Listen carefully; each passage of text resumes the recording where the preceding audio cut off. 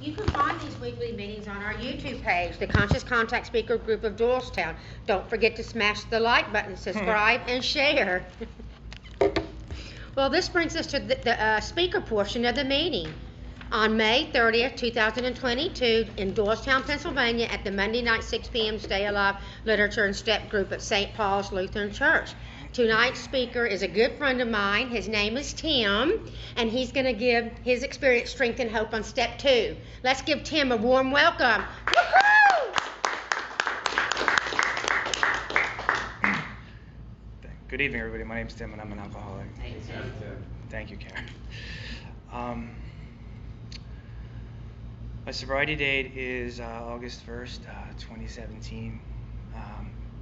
Is when God paralyzed the liar in me long enough just to see the truth, who I was.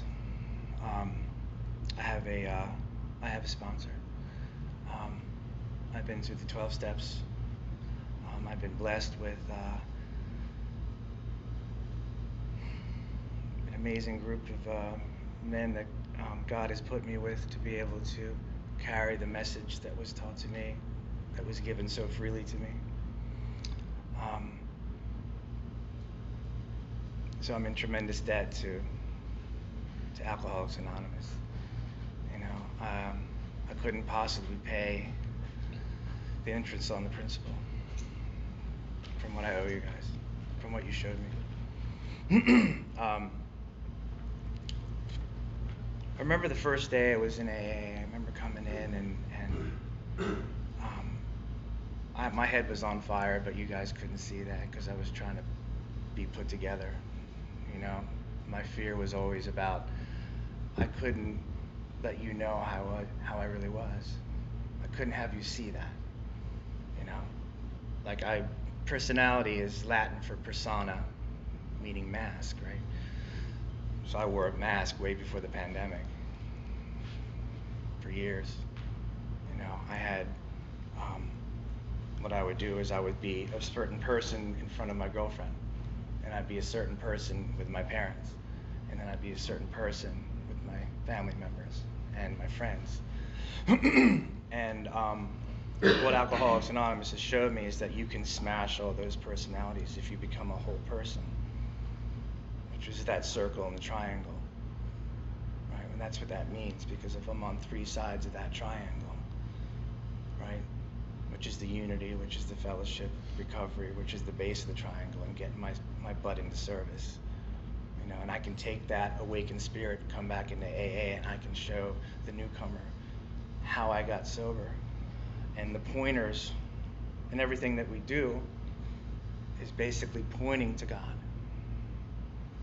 right? It's pointing to our higher power, because I don't have the power. The lack of power is my dilemma. And I used to look for power in other things. You know, I looked for power in women, and I would look for power in money, and I would look for power in vacation, or prestige, or statue. You know, like I would look for it in ways that that would continuously feed me, or I could continuously feed my thank you, Kara, continuously feed myself. But it was like, as my friend Andrew said, there's like a bucket, and every time I feed it, there's a hole in the bucket, and it just keeps going through, and I'm never fulfilled. And so I live constantly in fear, because the more what I think is going to fulfill me doesn't work, the more I grab onto it, right? And the more I keep feeding it more. I need more of that. And it just keeps going down the bucket, and it goes right out the center. And I'm never fulfilled. Because what I'm doing is I'm playing God. And I don't even know that. Like, I'm trying to manipulate all the pieces together, and I'm trying to label and sort and configure. I remember when my sponsor got here, or when I first met my sponsor, he said, "All right, Tim, you can stop competing now." Because I was always on this better than or less than ethos. Like everything was better than or less than. She's better than or less than. The job is better than or less than. This situation is better than or less than. And I found out that if I was always labeling and sorting and configuring that way, in a sense that I was trying to, it'd be better than or less than, that I'm never a part of. I'm never a part of anything because I'm constantly putting separation through my own judgment, right? I'm always judging. It's always my opinion. And they say that in the book, it's our judgment and our opinions that are separating ourselves from me, from you, right? That's how I put distance between us. I put distance between us by my judgment because I think I know better. I think I know what you need. I think I know what you need. Ever get global? It's good for the species. You know how you get that way, how I got that way. Where I just think I know better. And really what I do, I don't know anything. I came in here thinking I knew everything about everything, and I knew nothing about nothing. And in Buddhism, the most ultimate wisdom is the greatest thing you'll ever know is you'll never know, man. Right? You'll never know. That's like the ultimate wisdom. See, I hear it my whole life, I'm thinking I need to acquire more knowledge. I need to know more. I need more. And that's not doing anything for me because all that's doing is feeding me good ideas. And my good ideas of fulfilling myself, well, drugs, alcohol. It goes on and on and on. And I'm dying inside because I'm feeding the beast. My sponsor said you should feed what you're starving and starve what you're feeding, man. He said, Tim, if you go through these steps and you go through the work and you start to help people and you get into service, and you'll have a calm mind and a loving heart. And he also said, and he also said the same thing that Alan, the speaker that spoke this past Saturday night, said. He said, you're going to touch more people in recovery than the amount of people that you hurt in addiction. If you do this thing. And I didn't know what he meant. Because my sponsor said the same thing to me when I walked in the door. Because I was walking in the door without a relationship with God. And the second step talks about came to believe in a power greater than ourselves that can restore us to sanity, right? That means if it can restore me to sanity, that I'm walking in insane. That's what that means. Hope comes from hopelessness, right? If God can restore me to sanity, that means I'm insane. The book calls us like we're strangely insane, right? Because I don't have a God in my life. He's there with me the whole time, but all my actions that I found out, all the things that I talked about, are blocking. I'm blocking him from the spirit of the sunlight. I'm putting my judgment in front of you. I'm putting my I know what I need in front of you. I'm the drugs and the alcohol, and that's blocking me. And what these steps are doing are unblocking me, so I can receive that spirit. It's not. I used to think it was about stuff you would get in the program. I need to get this and I need to get that. I need that job, man. That's going to help me. I got to get this relationship together. That'll do it.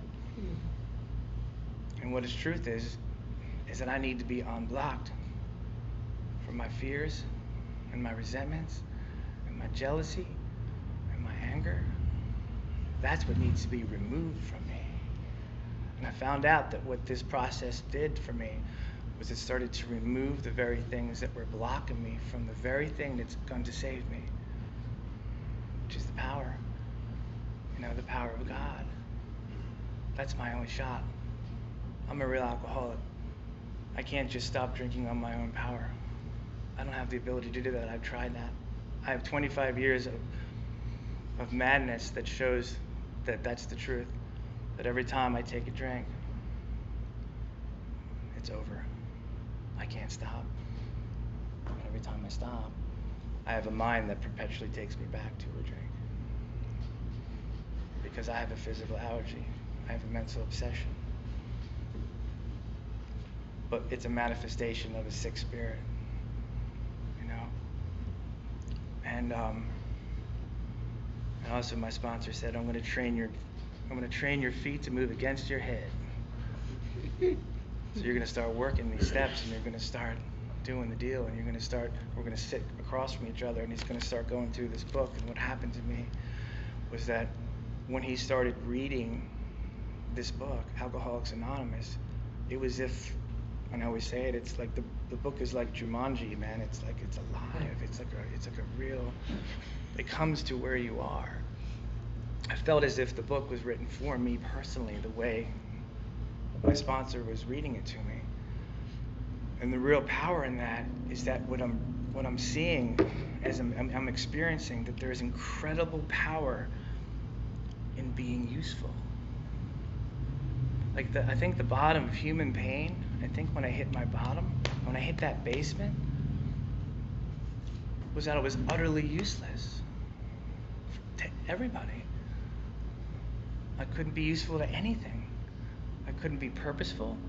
I couldn't help you. I couldn't emotionally be accessible. I wasn't trustworthy. I wasn't real because I created myself in my own image. You know, and what I discovered in this beautiful process is that you can be useful. Has great power in being useful. You know? There's a real quick story. There was in South Africa, there was a major, like, this gentleman who inherited a ranch on a couple acres of land, right? And he had it was a nice ranch, you know, nothing too ostentatious, just a nice ranch. And it was like late 1800s, and it was during the diamond boom in South Africa. And he was watching all his friends get really, really rich, like mega rich, like seriously rich. And he's like getting envious, and he's getting jealous, and he's getting like, I gotta have that. So he sells his ranch, sells the acres, sells it over to these two brothers, goes out into the bush, and his whole life he's looking for something. He's looking for that rich. He's looking for that wealth, the diamonds that are out there. I know it's out there. And he goes out there his whole life, never makes it, ends up dying a very lonely, sad, disgruntled old man. Comes to pass that the brothers that he sold the ranch to were developers. So they excavated the land and they started digging things up, and they found this really weird stone.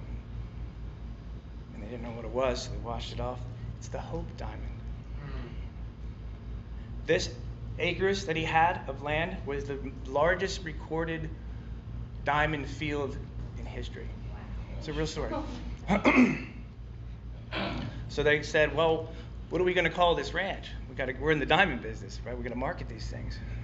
It's like, why don't we name the company that old guy that sold us this ranch? His name was De Beers. Oh, wow. Wow. When I heard that story, I was like, I'm De Beers.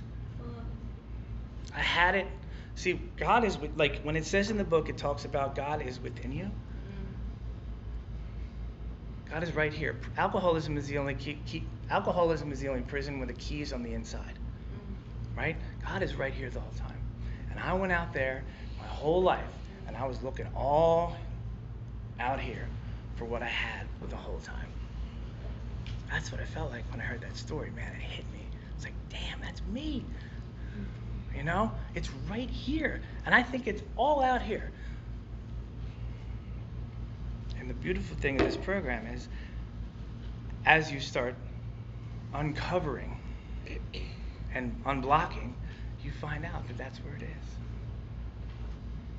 And you get free of yourself. And you can show other alcoholics, man. Everybody in this room has what the other person needs, experience. You know, all that history that I had of pain and misery and suffering, I'm divinely crafted to uniquely share that experience, and then my experience that I had becomes useful. And I can get free from that because it becomes useful. That experience, that trash heap of 25 years of me being a maniac, becomes useful by sitting across another alcoholic. And you ever have that experience when you work with somebody and you start telling them your experience about something, and they start saying, yeah, man, how did you know that? And in that moment, God is in the room, you know, you could be free of that because someone else identifies with that. That's where the hope is. So there's that. And then there's that freedom because I just made something inside me, the darkest secret I could possibly tell you, be useful. Right? I think when I started experiencing those is when I came to believe. You know, you start believing, man. You start to believe in something other than yourself, that there is this power that you can tap into. But I got to be free for me to do that.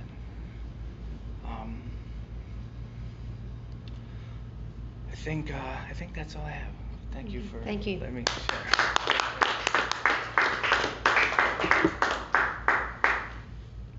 Okay, guys, please limit your sharing to 3 minutes. Please keep your shares related to the step. If you feel like drinking or if you had a drink today, please see me or speak to someone after the meeting. We ask that you please refrain from the use of profanity. We are in a church and on a spiritual journey. I'd like to open up the meeting.